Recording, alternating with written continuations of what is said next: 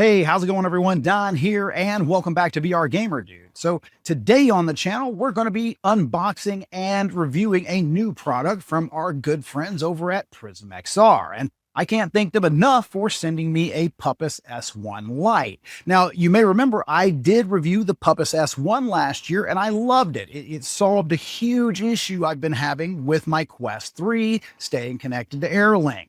So having a new issue now in the new studio, so eager to see if this little guy can solve that one. Let's go.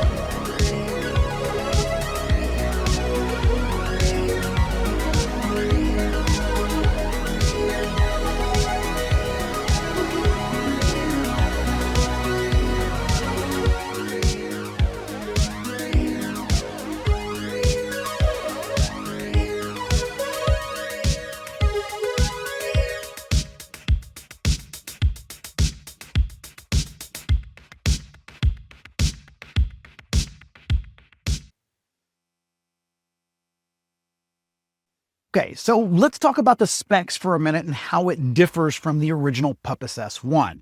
So both the S1 and the S1 Lite are dual band routers that are optimized for low latency VR streaming. They've got Wi-Fi 6 and they've got advanced QoS.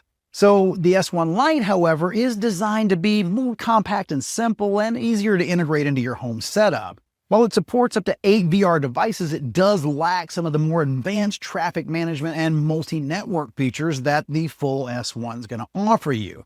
So why choose the Lite over the original S1? Well, the Lite is ideal for VR enthusiasts or smaller home setups, especially for those who want reliable wireless streaming with low latency without overcomplicating or congesting your existing networks. And it's also affordable and easier to deploy, so it is great for hobbyists and, people like me who have a little small studio where they need something dedicated. Now, the original S1 by comparison is geared towards power users, and it uses larger setups with more granular network control and higher concurrent device handling with additional features that you're not going to find on the Lite.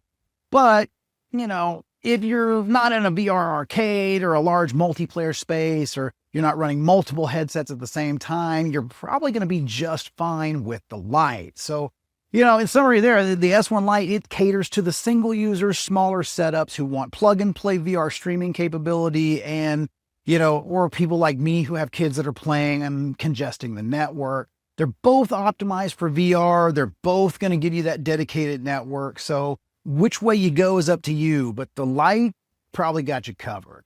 Now, I can say after using it for about a week, it has made a noticeable difference for high bandwidth applications that I'm using, especially my motion simulator. Now, I know that's kind of a fringe case, but let me tell you, it gives a non-congested Wi-Fi signal, and I was getting congestion and lag that was causing my motion to kind of be swimmy. Well, now that is gone with this little router. And of course, I've got a stable connection even with multiple devices on the network. So using something like Virtual Here, which is also built into the simulator that gives you wireless USB, a lot of my problems have disappeared. So really solid piece of network hardware for anyone who's running a PCVR setup or a motion simulator, and you want to use like your Quest 3 or 3S on AirLink. I mean, this is going to give you what you're looking for and give you that clean, non-congested network. So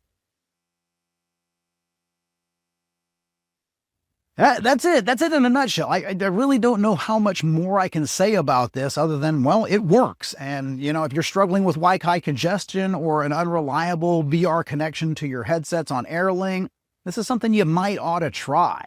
So I want to thank prismxr again for sending this out. Check the description. I will have links, just like always, for everything you need to go learn more about it or get one for yourself.